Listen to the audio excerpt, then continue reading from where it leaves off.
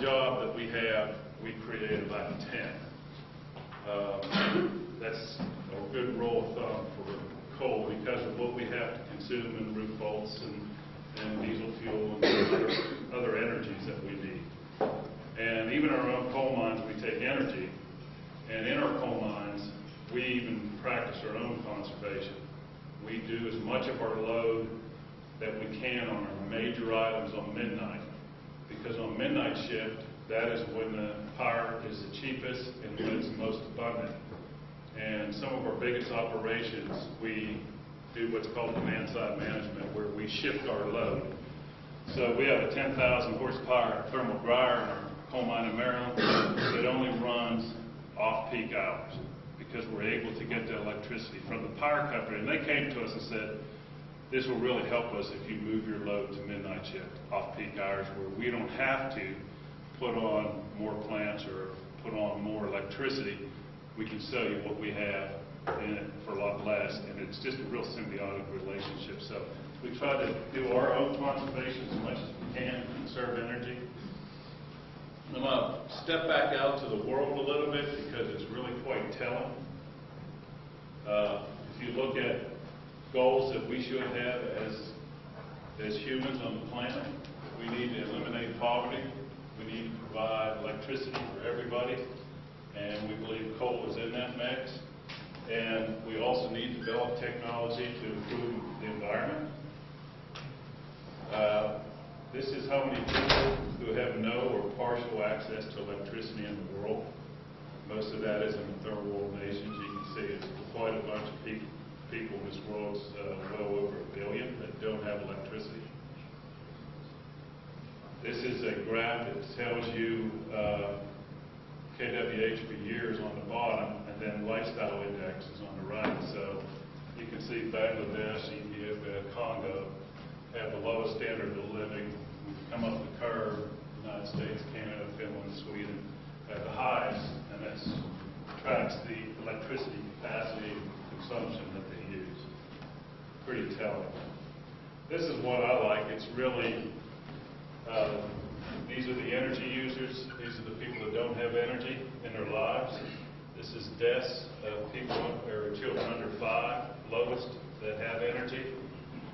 Live longer with energy, cleaner water with energy, eat better with energy, and then can read with energy. So energy is such a vital part of their lives.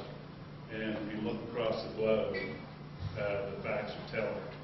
This is a majority of nations using electricity. And you can just see the scale. India's starting to come on now. They're starting to build their power plant. Brazil, China, they're going to be jump up ahead of Japan here in the next 5 to 10 years, of course, the United States. This is based on electricity consumption. This is one that sort of tracks how coal is being used globally, and it almost tracks with the world GDP exactly, back to low-cost energy provides your economy. Low-cost energy allows you to compete in the manufacturing world, allows you to compete making autos or making beer cans or whatever it is that we're manufacturing. Low-cost energy is critical. So this is one that really caught my eye, and I keep looking at it, scratch my head, but this is China. This is how much their coal power has soared, 475% since 90. That's what their GDP has done since 90. And China produces 50% of the world's steel, 50% of the world's cement, 28% of the world's aluminum.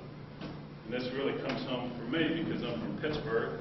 In Pittsburgh, I grew up in the steel industry, and when I saw the steel industry go away, it was Japan that took the steel jobs away from my hometown and the people that I grew up with.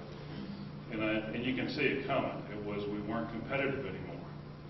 So now the steel is being, China is the new steel maker. Our coal mine we're building in northern West Virginia, we're building a prep plant. It was cheaper to import steel from China than it was to buy steel from this country, from Japan. And that hurt, but it was such a big difference between the steel prices from China. And it just amazed me, but that's where we got our steel, from China. Coal is one of the few fuels that can meet the rising energy demand. This is a projection. This is the last 10 years, how much coal has grown in the world over all these others, over nuclear, natural gas, hydro, and oil. This is global use and how much it's expected to rise.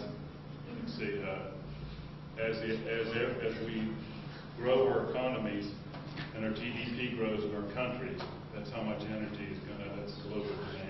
So you can see it, look at China and Asia, what their demand, that's being driven by their economy and their GDP projections. This really sums it up for me too right now as we stand. 80% of China is from coal. In India it's 71%, and of course the 50%, 46%. And this is the projection of GDP growth in each of those. So really what that, if you look at 2030, what that tells me is their economy is going to be ahead of ours by 2030 if you look at the current rates. And a lot of that, of course, being fueled by coal. This is coal-fired plants being built, China, United States. Blue is China, red's United States. So they're bringing on coal, they're bringing on steel, low-cost energy, GDP growth. You know, it's happening, it's real. The projections are pretty good. This is a new plant they're putting in China that they're going to work on carbon capture and sequestration. It's a green plant in China. Green coal sounds like an oxymoron to a lot of people if you've been listening to the media, but there's a lot of things we can do in coal to improve it. One of those is that I think we can do in this country immediately is supercritical plants. Supercritical means that we're burning the coal at higher temperatures and higher pressures than we ever had before. So the technology on burning coal has improved so much, we're able to get more energy out of one lump of coal than what we did before. So there's a big fleet of aging coal plants that exist in this country today that we can put in supercritical units. We put those supercritical units in, we reduce CO2 across the country and across the world. So there's a lot of improvements being made on technology in supercritical plants, carbon capture and storage. And there's a figure here that, this is coal growth and construction of power plants. You can see China's leading, and the number of gigawatts they're adding on coal against our small part right there that we've been building. And when you look at supercritical units, if the world has 1,000 gigawatts of traditional coal-fired units, if we replace them with supercritical, it'll be a benefit of $1.3 trillion to the economy of the world. 21 million jobs will be created, and will reduce CO2 emissions by 1.5 billion tons, equivalent to 325 million cars on the road. Just to give you an idea of how supercritical units are important. So in summary, the challenge is alleviate energy poverty in our world, and the goal is to get access to everybody. The plan is we need coal to do it, as we do other resources. So that gives you sort of an overview of coal. So I'd be willing to answer any questions. Hang on. I can't add coal keeps light. But anyway, yes, sir.